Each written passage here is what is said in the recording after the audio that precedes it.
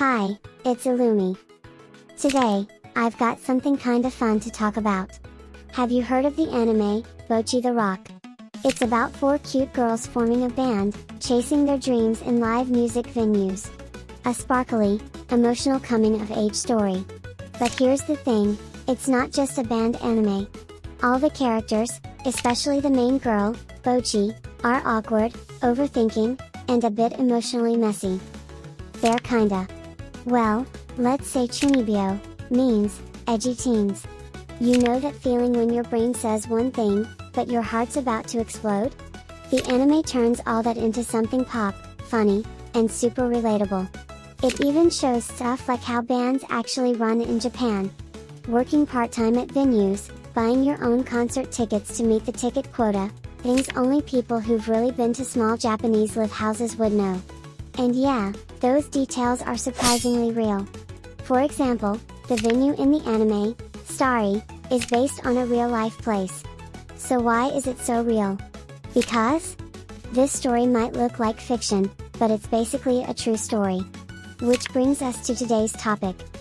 Did Bocchi the Rock actually happen? Let's dive into a hidden corner of Japan's J-rock scene, the world of Shimokita Rock. On this channel, I live in Japan and share fresh J-pop and J-rock picks with you. From today's rising stars to nostalgic classics, even some deep otaku stuff too.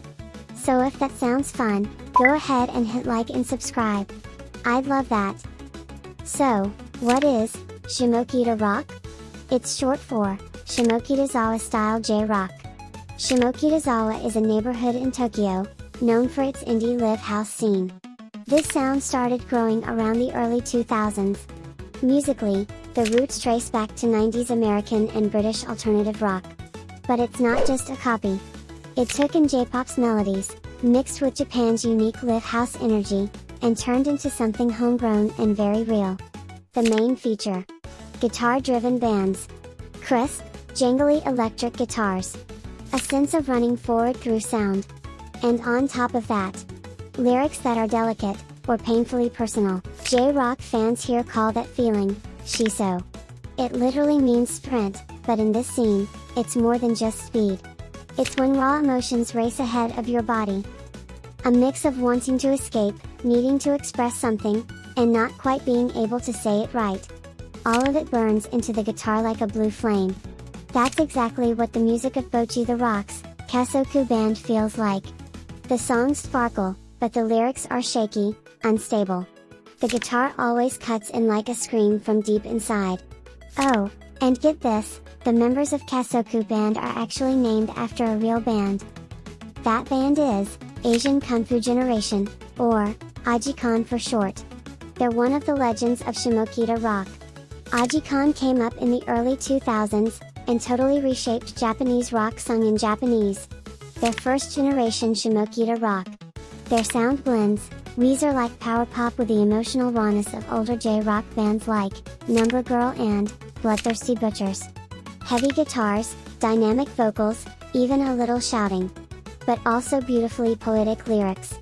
And they're super skilled. Every instrument is tight. Their sound is carefully built through endless studio jams. Kinda like Kasoku band in the anime, right? Their live shows are seriously amazing. You can feel how the sound hits, how the breaks are perfectly timed. Another founding band of Shimokita Rock is Bump of Chicken. Fans love them for being real, like your friends from high school who never changed. Even now, over 25 years later, they're still best friends. And you can feel that bond in their lyrics and their sound. They really are like a real-life Kasoku band. Their early work was slightly inspired by the Stone Roses and Smashing Pumpkins. But only as a flavor, not the main dish. From the beginning, they had their own fantasy-like worldview. Not escapist, but deeply human. And then there's Fujiwara Moto's voice, soft, a bit nasal, kind of melancholic. Back then, no one in J-rock sang like that. Some people even thought, wait, is this guy a bad singer? But no. His voice feels like a crying cat, fragile and small, yet somehow burning with a quiet fire. His singing style became a blueprint for future Shimokita bands. And let's not forget the lyrics. Back in 2000, it was rare to hear fantasy elements in rock lyrics. Like something out of a manga or RPG, but Bump of Chicken took that, and made it emotional, poetic, and real. They're still active now, and younger fans love them just as much. They've even expanded their fantasy world, working with Vocaloid, Hatsune Miku, syncing with anime visuals. There's no other band story quite like this one. It's honestly inspiring. I really hope Kesoku Band keeps going like them too. And the Shimokita Rock spirit. It's still alive in today's J-pop and J-rock.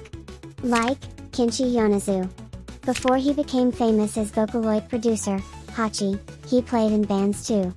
Not much is known about that time, but his early songs totally have that Shimokita energy. Songs like Loser and Teenage Riot, you can hear the same emotional sprint. The Shiso. And I can't not mention Regal Lily. They're a modern girl trio carrying on Shimokita Rock. Inspired by Chatmonchy, Aji Khan. And thanks to their parents, Nirvana and the Smashing Pumpkins too. Delicate yet thunderous. A sound that fuses fragility with noise so beautifully. They're the future of Shimokita Rock, for sure. Both Regal Lily and Kinshi Yonezu are my personal faves, so I'll definitely talk more about them another time. So yeah, time moves on, but the sound of Shimokita Rock? It's still burning through new generations. Aji Khan and Bump's music still lives loud in people's hearts. And just like Bocchi, there are still lonely kids out there, hiding in the corners of live houses. Holding their guitars tight. Crashing into others in the dark. Their songs might not be perfect. But they reach me. Right in my heart. So that's it for today's dive into Shimokita Rock. We'll be going even deeper into these bands on TokyoPopStorm, so stay tuned. And hey, I've made a playlist with all the artists I talked about today. So go give it a listen. This is TokyoPopStorm, and I'm your navigator, Ilumi. I'll be bringing you fresh news, classic hits, and deep dives into some pretty nerdy stuff too. So if that sounds fun, hit that like button, and subscribe while you're here. Whether you're into pop, anime, or Japanese culture in general, let's ride the TokyoPopStorm together. Catch you later. 大人なく愛したい思い